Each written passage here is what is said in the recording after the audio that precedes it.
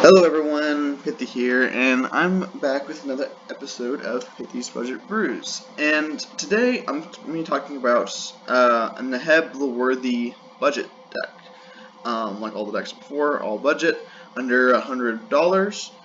Try to get to under $100. I believe it was the Neheb deck was a little bit over, but that's because Neheb is like $12. So, whenever you see Neheb, the first thing that you probably think is Minotaur Tribal, because he has two lines of text on him that care about Minotaurs, where he gives Minotaurs first strike, and then if you have one or fewer cards in hand, Minotaurs you control get +2/+0. We're going to be focusing on the third line of text on him, which is whenever Neheb the Worthy deals combat damage to a player, each player discards a card.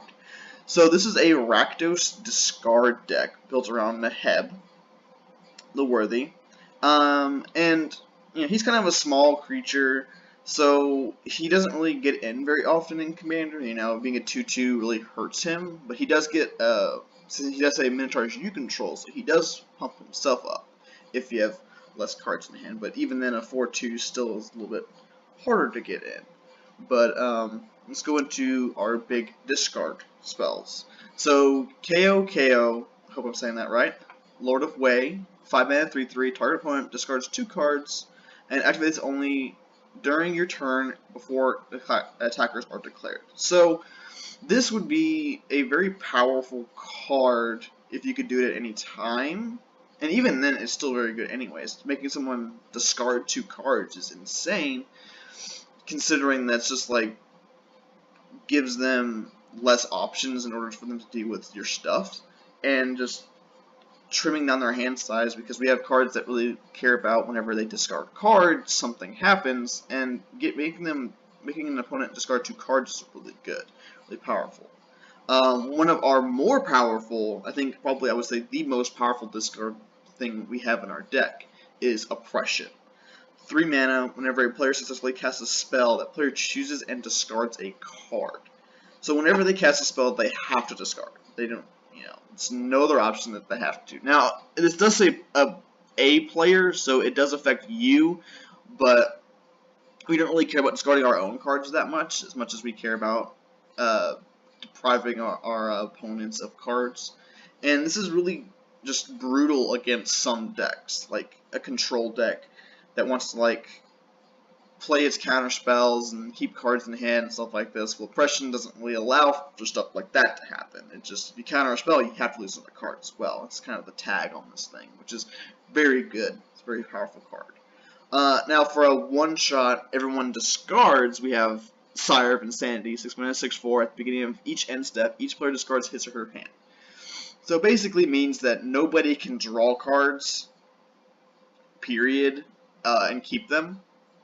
So it's just very good and very efficient way to get people's hands empty. And we don't really care about our hand being empty, but other decks really, really want to have cards in their hand, and this just deprives them of all of their stuff, which is immensely powerful.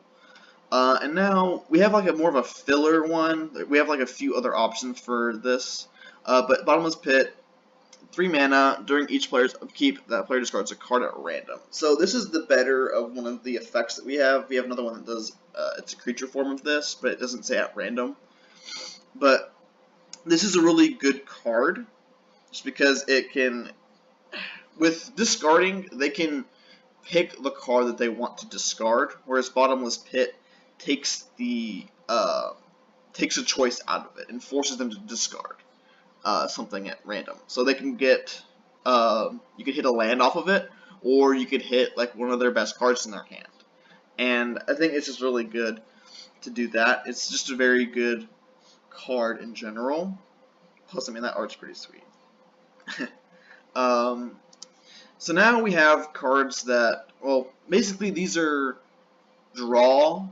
We don't really want to draw too much in this deck. Because we don't want to have cards in our hand, because that we'll have to be forced to discard them. But these are some of our ways to kind of gain advantage out of this. So we have a Silent Visitor, 2 mana, 3/1. At the beginning of each player's upkeep, if that player has no cards in hand, you draw a card and you lose 1 life. It also has a Madness of 1 and a black. which is whenever you discard this card, you discard it into exile, and when you do, you cast it for its madness cost or put it into your graveyard. So essentially, this could be a draw 3, because it does count for each player, and of course you won't have 0 cards in your hand unless you have a Sire of Insanity, but that's not a combo at all. You don't really want the two in relation to each other at all. But this can be a 2 mana at the beginning of each upkeep. You draw, or at the beginning of each opponent's upkeep, you draw a draw card, and it is very powerful in the sense that it feels as though that you're always going to be able to at least draw a single card off of this. So it's not like it's a feel bad card where it's like, oh, well, you know, there's not a single person with 0 cards in hand. Now, there are going to be times like that, but you can really get people's hand sizes down pretty low in this deck, so you should be able to at least draw a single card off a Silent Visitor.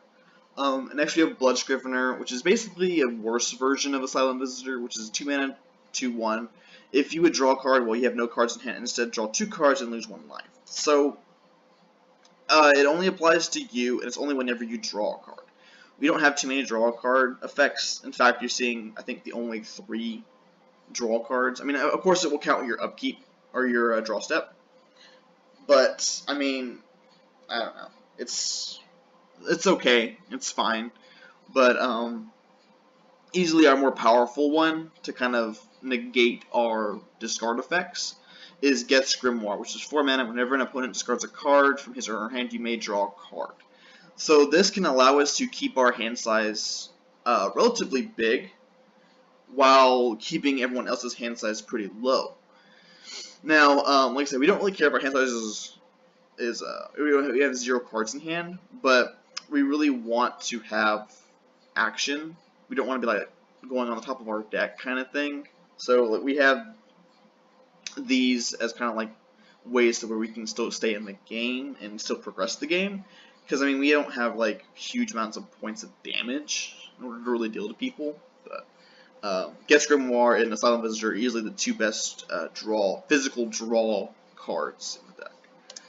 So on the different side of the spectrum, we have, since we want to have our hand empty in order for some of our effects, we have Outpost Siege and Vance's Blasting Cannons. And what each of these do is they allow us to exile the top card of our library, and then we can play it until the end of turn. Now, with Outpost Siege is any card, you can play it, and then Vance's Blasting Cannons is non-land. Also, I decided to put the flip side on the Vance's Blasting Cannons because this is actually a pretty good land for like removal or just hitting people for damage. But I'm not sure if it's even possible in this deck to cast 3 spells in a turn because we got like high converted mana cost cards, and we like to deny cards from everybody, even us. So that's kind of the thing. But like both of these are really good for keeping our hand size, our hand not like filled with cards unlike a Geth's Grimoire. So we're just kind of like sitting there, still getting our benefits from our Neheb and some of our other cards that care about us having low amounts of cards in hand. But these 2 are really good, and I think that they are very good choices to have for card draw in any red deck, period. They're just really good. Now we have cards that care about either us discarding or our opponents discarding. Which we have Archfiend of Ifnir, which cares about us discarding, which is a 5 mana 5/4 flying. Whenever you cycle or discard another card, put a -1/-1 counter on each creature your opponents control, and it itself has cycling for 2. So it allows us to essentially wipe the board if we can really pitch our hand, like Sire of Insanity.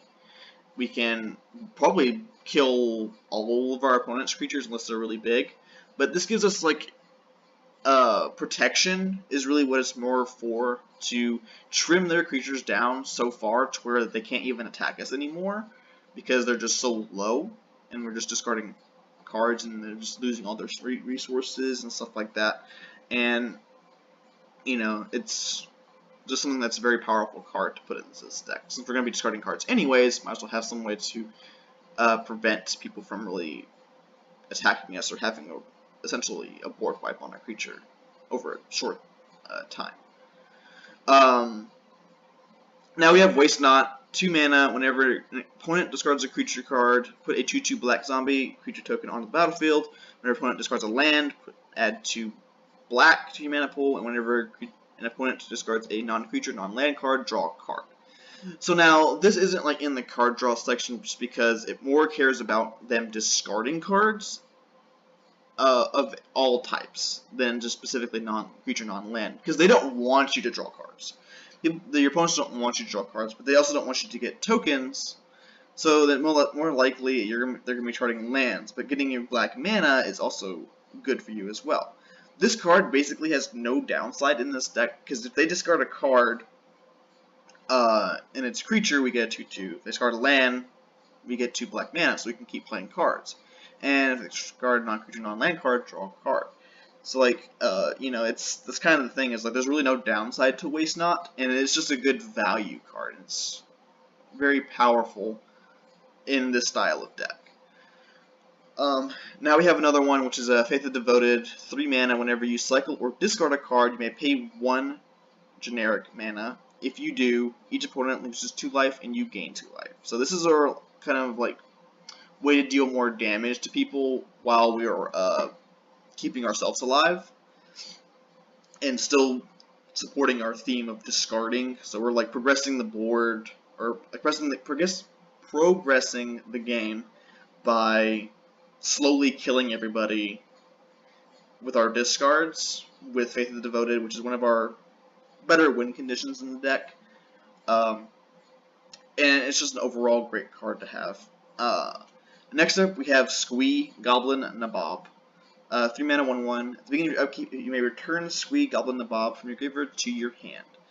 So, basically, with Squee, we just want to discard him a bunch. We want to repeatedly discard him on each of our turns in order for us to get basically card advantage, essentially. We don't want to discard some of our good cards, so we discard Squee, and then we just get him back so we can discard him again. Now, this only really works very well with singular discards like Neheb, for example. But Squee is still a very good discard no matter what. He's still very good in this deck. And, of course, you know, he's just a good value card. Even if you have to discard 2 cards or something, he's still very good. And Squee is definitely worth put in this deck. Next we have our Megrim effects, which we do have a Megrim in here, but it's not on this slide. But what Megrim is basically whenever an opponent discards a card, that player loses 2 life. So we have Fell Spectre, 4 mana, 1/3, flying. Whenever it enters the battlefield, target opponent discards a card. And then, of course, it has the Megrim effect of whenever an opponent discards a card, the player loses 2 life. Liliana's Caress is literally just a 2 mana Megrim.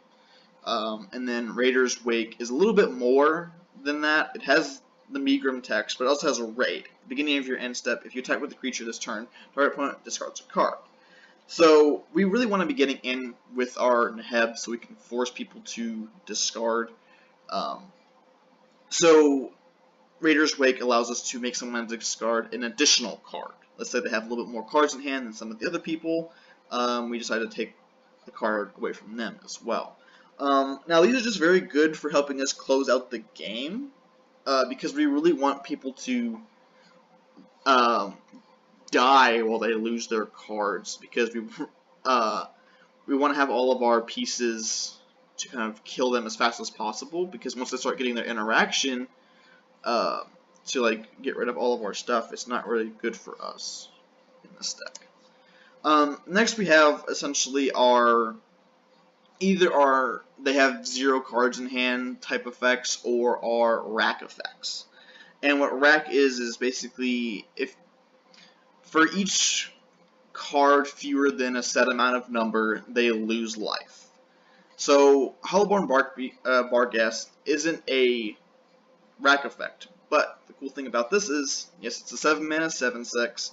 But at the beginning of your upkeep, if you have no cards in hand, each opponent loses 2 life. And also at the beginning of each opponent's upkeep, if that player has no cards in hand, he or she loses 2 life. So this is really good for closing out the game really fast. If there's a Sire of Insanity in play, you're making people lose 2 life every single upkeep. Because you force them to lose 2 life on your upkeep, and then they lose, or every single go around actually, they lose a total of 4 life. Each opponent does. And while it's expensive, it is definitely very worth it to play this, because even if it's, it still gets value from it, from just randomly has value because of its effects. And now we go more into the rack effects, which is Hellfire Mongrel, 3 mana, 2/2. At the beginning of each opponent's upkeep, if that player has 2 or fewer cards in hand, it deals 2 damage to him or her. So another way to kind of just deal damage to people repeatedly, which is something that's very good. Now this isn't like a true rack effect. You'll see that these last 2 ones are very rackish. But there's a few of the versions of the Hellfire Mongrel in the deck, and they're all fairly good, fairly efficient ways to deal a lot of damage. Next up, we got Wheel of Torture. 3 mana. During each of your opponent's upkeeps, Wheel of Torture deals 1 damage to that player for each card fewer than 3 in his or her hand. So how this is worded is basically if they have 2, 1, or 0 cards, they will lose life. And then for each card lower than 3, so like if they have 2, they'll lose 1. If they have 1, they'll lose 2.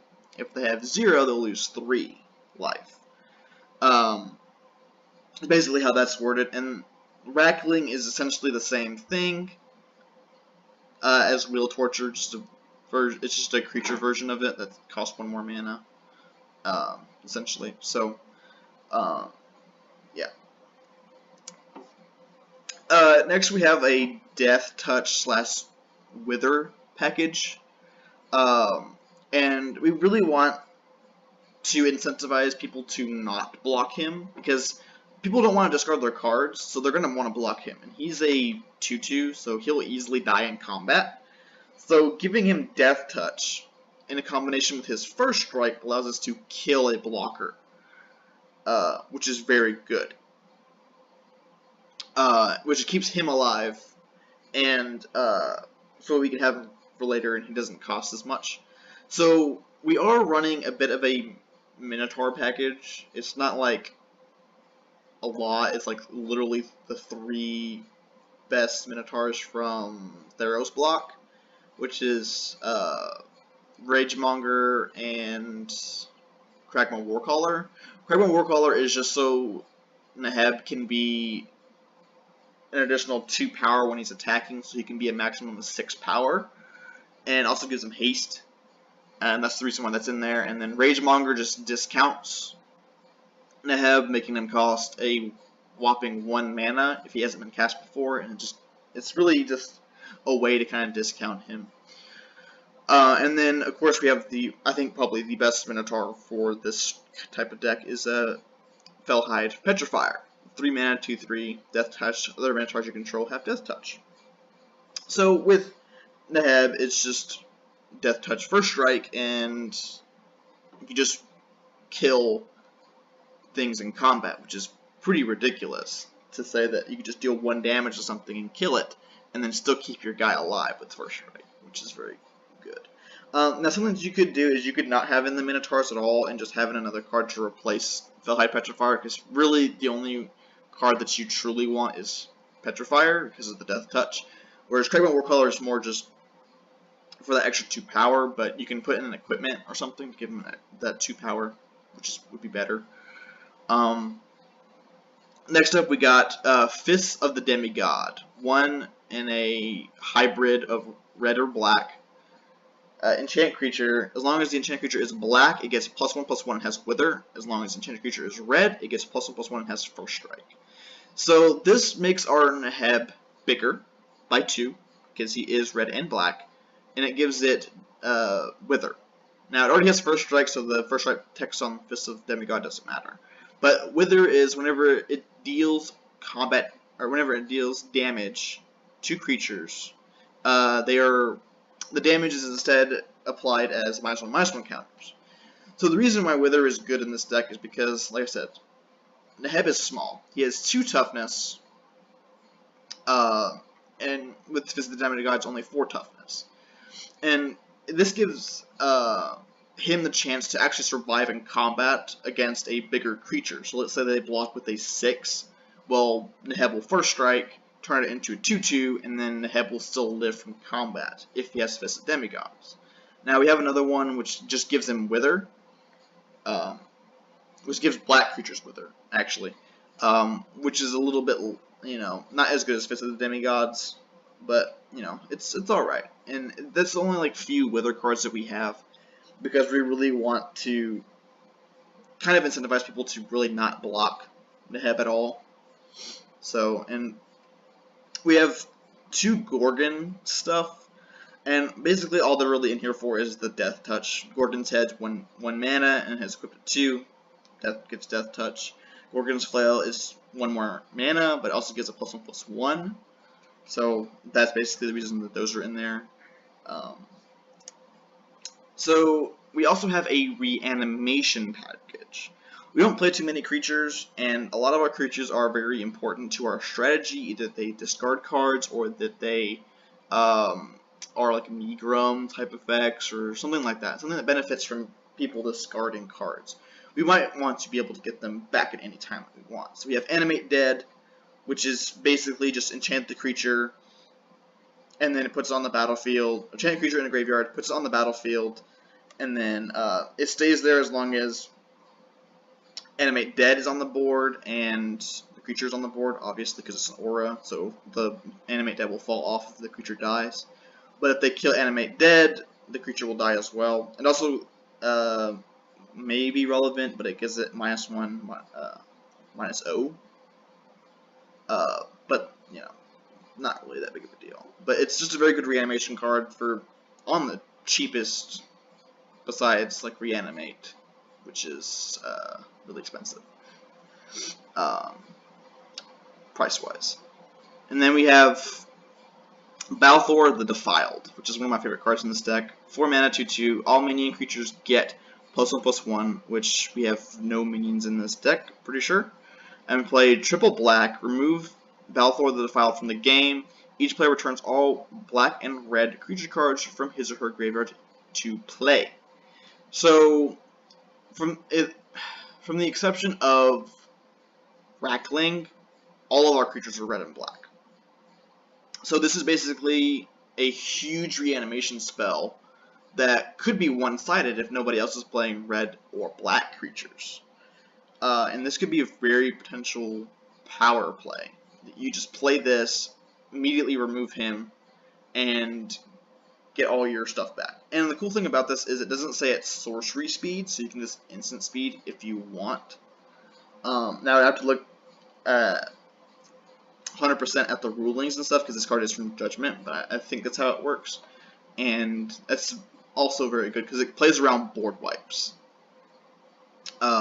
If they have board wipes. So, next up we got probably our least efficient way of getting stuff back, which is Friction Reclamation. 1 mana, 1 and a black, pay 2 life, return target card, creature card from your graveyard to your hand. Now, this is good for just getting specific cards back to our hands to kind of avoid big problems of like targeted exile, because obviously Animate Dead is sorcery speed, because it's an enchantment.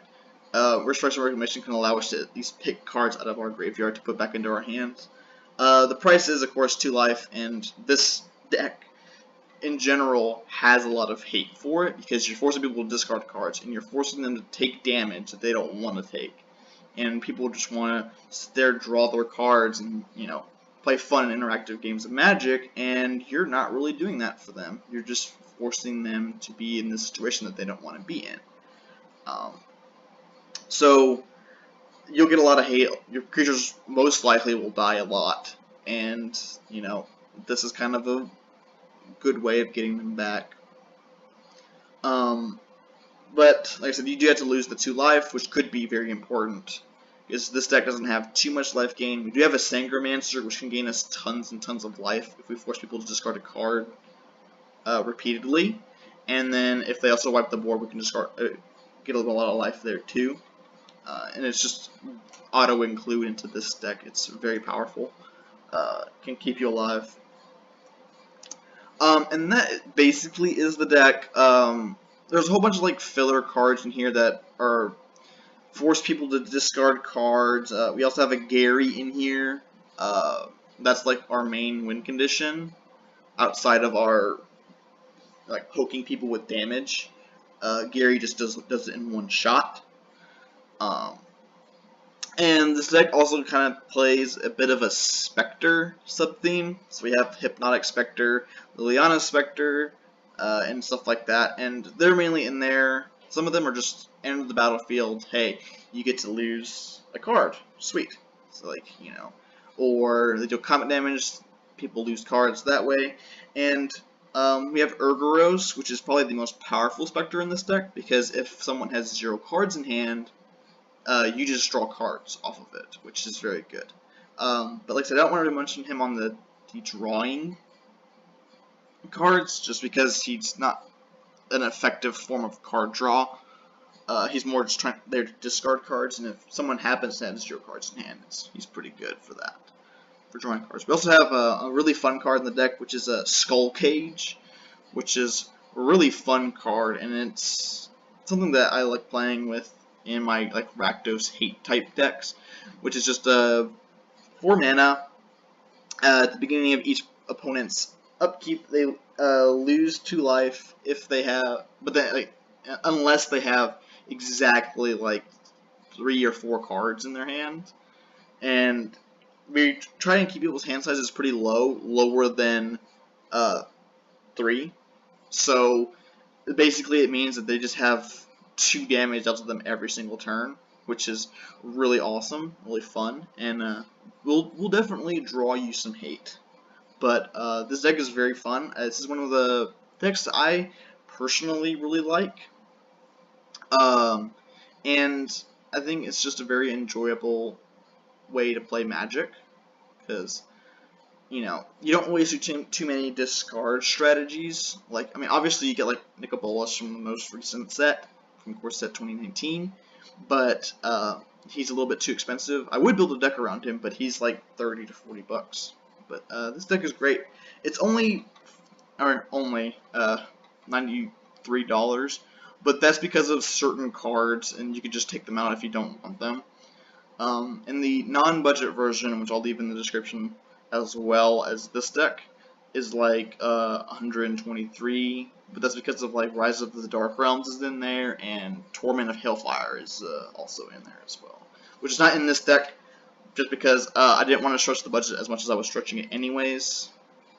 I was already pretty close. Like, I wanted to get this around 80 bucks, but it's really hard to cut cards.